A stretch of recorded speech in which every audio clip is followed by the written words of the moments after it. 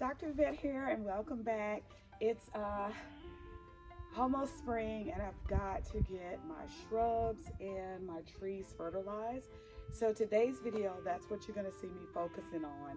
I bought, let me grab it, Organic Plant Magic, and supposedly it works on trees, shrubs, indoor house plants, raised beds, containers, flower, fruit, veggies, and herbs.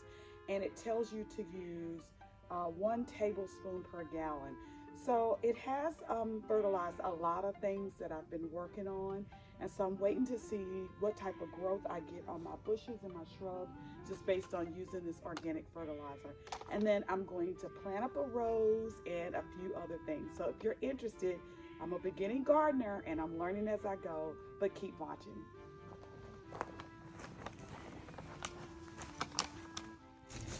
Here you see me taking the rake to clear out some of the bottom of the bushes and the shrubs from the mulch and leaves that I put down to kind of protect the plants during the winter. But I want to remove those so that I can get the fertilization down to the root ball of the shrubs. And I've learned, I'm a beginning gardener, so what I've learned is that I need to fertilize twice a year. Once in the spring and once in the fall. I wanted my date to be April the 1st, and then I want to fertilize again in the fall, November 1st. But I'm a little ahead of April, but just to get things done in my garden, I tried to schedule things in advance so that I can get it all done before it gets too hot out here in the summer.